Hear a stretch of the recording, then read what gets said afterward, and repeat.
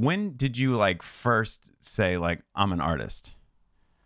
Like, was there something early on in life where someone called that out in you? Was that something you just had to figure out on your own? How did that work out? I didn't really have a choice, so it wasn't like it wasn't like a choice I really made. And I had like a bit of an advantage in this way is that my mom is a music teacher and a gospel singer and like a touring artist. She's directed choirs for Nelson Mandela. She directed a choir for Barack Obama. Like, she's heavy. My mom is super heavy as an artist, man. Like, she's amazing. And you got her recorded at all? What's up? You ever get her to sing on your stuff, or got her any recordings of her singing? We have been talking about it for a little while now. She didn't really, I don't think she really liked my music when I first started making music because it wasn't like technically good. And, you know, I had a lot of feeling and I had good ideas, but the technical aspect I had like, yeah, I was, you know, figuring the shit out. Like, I was figuring the stuff out. Like, I didn't have anybody really like until like I met you or like certain other people that were kind of like figuring it out too, that I could like that maybe knew more about stuff in certain ways and I might know more about stuff in other ways, or we each have our own like access to music or art, right? So it's like I could trade it off, but essentially like like I didn't have a choice to be an artist really. Cause like I've been like working with her since I was like 2 years old, and she would pay me, and like when she would pay me to work, and she taught me about work. Like my first tour was with her in Japan, and I was 5 years old, like carrying a giant bag of instruments on my back through the airport. Like, you know what I'm saying? I'm grabbing luggage. I was like a little roadie, dude. So like, I was like her roadie / assistant / like, I would help her do like lecture demonstrations and stuff like that. And so I kind of been an artist since I was a little kid. I don't know anything else. Like I've only got a couple of life skills, and mainly it's making art. And the other thing is all of her friends were dancers, painters, actors, musicians, and nobody told me I had to choose one. So I didn't. So I was just like, all right, yeah, I'm just gonna kind of be multidisciplinary, multi-hyphenate, and that's normal. And what I didn't realize when I was young is that that's not normal at all. And even for an artist, that's not normal. So as far as like the moment that was like, oh, I'm an artist, I don't know, bro. Like it was in the womb at some point, I guess. Like, it's just like I kind of grew up in it. Like I was born into it, so I didn't really like have a choice.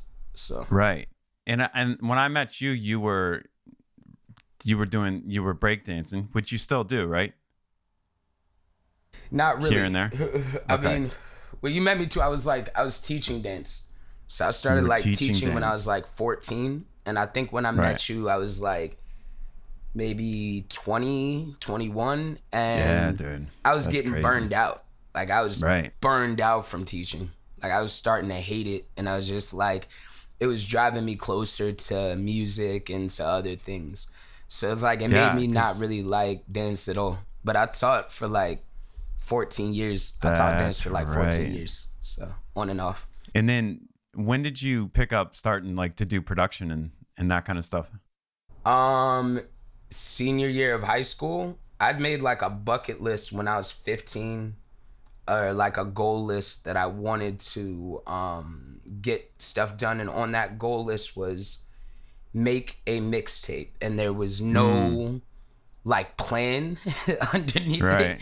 So it was just like make a mixtape. And by the time I had turned, I think 19, I like looked at the list and I checked off. There was a bunch of stuff checked off, and I hadn't seen the list since I was like probably a freshman or a sophomore. And I looked at it and it was checked off, and I was like, all right, cool, did it. And but yeah, like making beats, I was probably like a senior in high school. and I just had GarageBand and this like really crappy like VR drum, like this digital drum machine that was like really crappy, and you could hit. It was like the keyboard, so it was like QAZ, WSX, EDC, nice. And it looked like a tiny MPC, and it was crap. So I would sequence on there. I would sequence drum beats on there, and then drop the beat into GarageBand and chop a sample over it. So I was like looking at videos of like Just Blaze and Pete Rock, like just like playing with MPCs just to understand the workflow. Like process. Yeah, like I was trying to understand the process, because I was like, okay, how do I do this? So I started off just literally chopping samples with really wild, loud, like slightly off drums, and that was it. Right. Like I wasn't even thinking about like bass lines or melodies or harmony lines, or I wasn't even thinking about vocals. I just wanted to make beats. I didn't want to rap and sing. I wanted to make beats, and I couldn't get enough people to rap and sing on my beats, so I did it out of necessity. I was like, I'm gonna start rapping, and then I couldn't get people to sing the hooks, or it was like difficult, or it was always a pain. I had to like make a schedule and couldn't just spontaneously do things. So I was like, all right, forget it, I'm gonna sing too. And I'm gonna do it, almost out of necessity. Mm-hmm. Yeah. It was simply out of just not having anybody to really work with. Outside of like Nico and OFATs, a couple of the homies, like I really couldn't like find, and there were like ideas I had that I couldn't get out.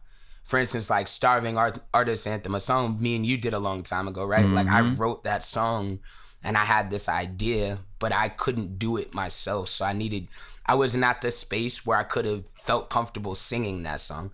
I could do the rap, but I didn't feel comfortable singing it. But I had the beat, I had the idea, but I needed you to complete it. So it's like, I got tired of needing people to finish my ideas. That's all it was. It was like, I don't want to have to rely on anyone. I want to be the one-man band. So I started even like playing with different vocal effects after a while. So like, and then also training my voice. So now I can, if I want to sing and have the timbre of a woman, I know how to do that. And then also it's like, I can adjust things with the vocal effects, and, like I literally need no one. It's a all-encompassing thing. And so now it's like, even now I don't sample other people's music anymore. I sample myself, or it's a game changer. I'll literally make an entire song for the purpose of sampling it. Like if I want to sample something that sounds like Sly and the Family Stone, I'll just make a track like 32 bars of a song that's random. You know what I mean? And then just sample myself off of that, and then just play with that. So I love that, man.